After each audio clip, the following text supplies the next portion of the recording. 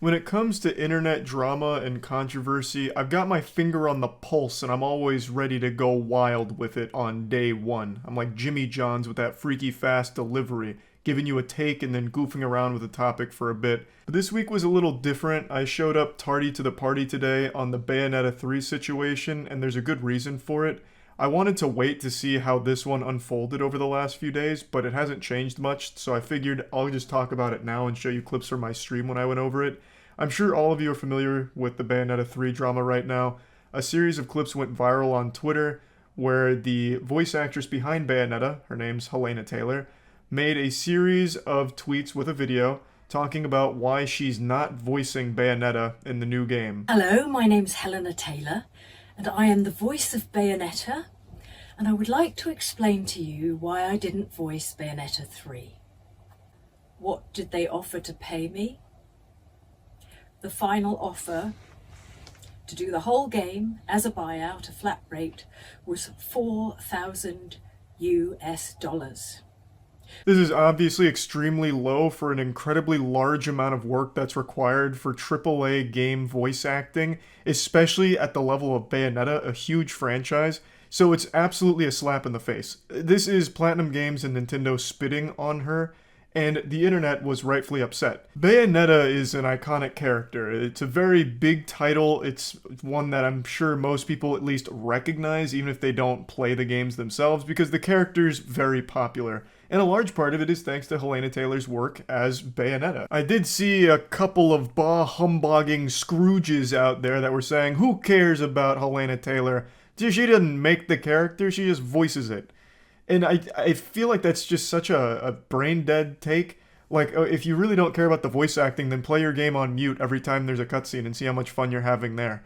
Like, it's a very big part of characters. Of course, you can have good characters without voice acting, but having a good voice actor or actress helps elevate the character as well. But anyway, I'm already veering off the trail here, going off topic on a tangent, tackling dumb opinions from the Twitter cesspool of piss-brained babies. But the thing is, $4,000 for that kind of work at that level is nothing shy of criminal. That shit is downright insulting, and obviously, this made Helena Taylor walk away from the project since this is the most they were willing to offer her. Now, I don't know if this was Platinum Games that came up with that rate for her, or if it was Nintendo. In my heart, I truly believe it was Nintendo. There is just a holy spirit within me that is screaming, Nintendo! Because this is like some real textbook Nintendo shit. Nintendo is cheap on everything they do. Look no further than Nintendo Online, for God's sakes. Paying for that service should have that company shut down. It is the worst online service of all time. They don't bother changing it. It's expensive. It's trash.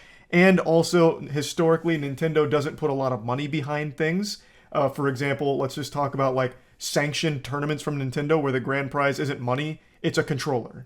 You know, shit like that. They have a history of being extremely cheap with their things and the things they put out, that I imagine they're also very cheap with their wages and trying to like cut corners on salaries or making offers like this. There is absolutely no reason at all why Helena Taylor, someone who helped build Bayonetta into the iconic character she is, should be getting an offer this low. They should be begging her to continue working on the character and building the character, because her voice is now synonymous with Bayonetta. Hearing any other voice is going to be jarring.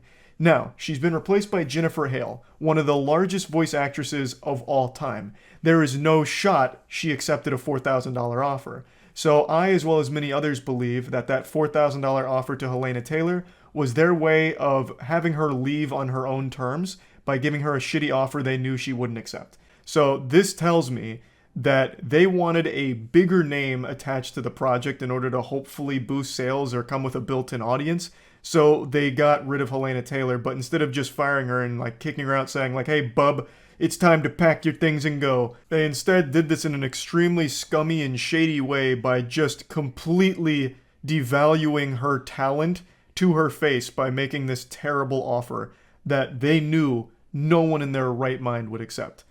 That's the theory, at least. It's just a game theory, but I believe that's probably the case here, and it's absolutely tragic.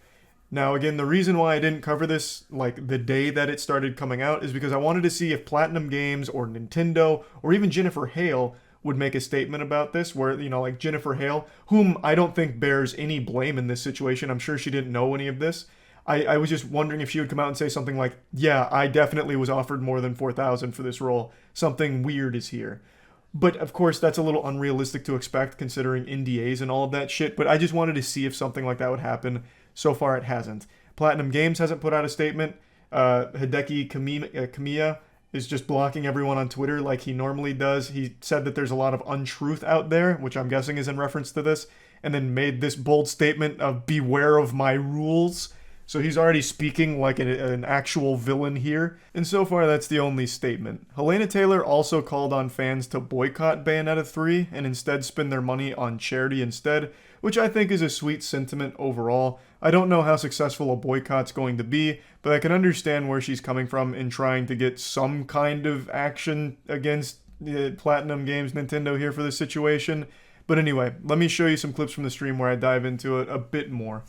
Yeah, I'll briefly mention the Bayonetta 3 stuff. I feel like I've already talked about it like 5 times, but I'll do it again in case my take was lost to the river of time.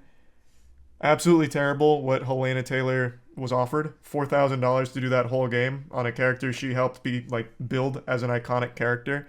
Her voice, very recognizable as Bayonetta, offering $4,000 to her. Truly shit. I don't think anyone would disagree. They very clearly did that because they wanted to force her out.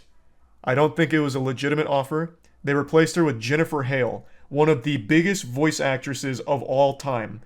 You've got to be out of your goddamn mind to think Jennifer Hale accepted that role for $4,000. So 100% they wanted a bigger name to push that game. So they got rid of Helena Taylor for her, but they didn't want to just fire her. They gave her an insulting offer so she'd walk on her own. It would have been better just to fire her. I mean, it would have been a lot less scummy. Still shitty considering everyone recognizes Bayonetta's voice. It's very distinguished. It's very silly to replace it in the third fucking game. But, let's say you did want to move on to a bigger name. There's a way of doing that gracefully. A thank you for all the hard work you've done here, as opposed to insulting their work with a $4,000 offer to replace them. It's silly. How much did they offer the new VA? I have no idea, but it's very, very, very much higher than $4,000. You guys might not know Jennifer Hale's name, but you know her work.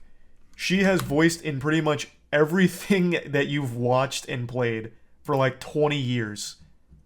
Why did I go to her Wikipedia instead of her IMDb? Literally everything. She is not getting signed on for $4,000, I'll tell you right now. I don't know if it was Platinum Games or if it was Nintendo. Because from what I recall, the reason Bayonetta's even on the Switch, why Bayonetta 2 even happened, is because Nintendo agreed to take up all of the financial burden of the game. So I really do wonder if it was Nintendo who said we need a bigger name for Bayonetta, so we need to get Helena Taylor out, here's $4,000, or if it was Platinum. I would be very curious to know, definitively, who made that call. Because it definitely seems more like a Nintendo decision than a Platinum Games decision, but I could be biased because I'm such a Platinum Games fan. They've made some of my favorite games. Nintendo would have sued her as well. True. They still probably will. I'm pretty sure her telling her salary, their offer was against the NDA. And with Nintendo, they are going to enforce the fuck out of that, I bet. Yeah, Babylon's Fall, right? You take that name out of your mouth. That wasn't Platinum Games. That was Platinum Games' evil twin. Platinum Games have made so many bangers, but they have been in a downward spiral, I will admit. Fucking Babylon's Fall. Is Hideki still on Twitter? I believe his account is restricted. So I think this is important to clear up confusion. Hideki Kamiya, the one on Twitter who everyone immediately flocked to start bringing this to his attention, he blocks everyone. And he's blocked everyone for 10 years. One of his rules on his Twitter is if you speak English, I block you. He blocks legitimately everybody. So everyone's saying oh, he's blocking me, which means I got him where it hurts. You didn't. This guy is just a menace. He blocks everybody. The wonderful 101 Kickstarter reward was getting unblocked by him. I didn't remember that. Jesus. Yeah, I'm surprised more people didn't know that. It became a big meme on Twitter, the check if you're blocked by Kamiya meme. Because almost everyone who speaks English is. If he sees you speaking English, he blocks you. Even if you don't reply to him, if he sees you speaking English, he blocks you. And has for years. Yeah, most people just wrote it off as him being quirky. But it is kind of cringe, especially when like a legitimate situation gets brought up. Man, he is wilding out on Twitter right now, though. He has made, Jesus Christ, about 20 something tweets in the last 15 hours. The man is a prolific shit poster. He's got 240,000 tweets. He spends more time on Twitter than he does at the studio. Sucks knowing the full story because from what we have heard, she's done a great job with Bayo. Jennifer Hale does a great job in everything she's in. I can't recall a single one of her 2 billion games I've played where I'm like, damn, this voice acting's shit. At least from her. Like she's just good, which is why she's one of the biggest. Would you have taken the offer to voice Bayonetta for 4K? That's not a good question to ask me. I'm not in a position where like I need money for voice acting services. I do voice acting because it's fun and I know I'm bad at it, so it becomes like a self-aware kind of joke when I do it. But for an actual professional, that is beyond insulting. Especially for a title like Bayonetta. I don't like that she's throwing shade at the new actress. That was the only thing that kind of rubbed me the wrong way a little bit. How she was saying Jennifer Hale doesn't have the right to call herself Bayonetta or something to that effect. That was a little weird. Like, it's not Jennifer Hale's fault, right? I don't know why she would get mad at Jennifer Hale. She took the job. She took the job probably not knowing Helena Taylor was offered such dog shit to force her out of the game. I don't think they told her that, like, hey, Jennifer, we want you to voice Bayonetta 3 because the last voice actress we decided to offer a terrible salary to because we didn't want her here anymore. We want you instead. Like, I don't think she, like, fist bumped them after that. Like, good plan.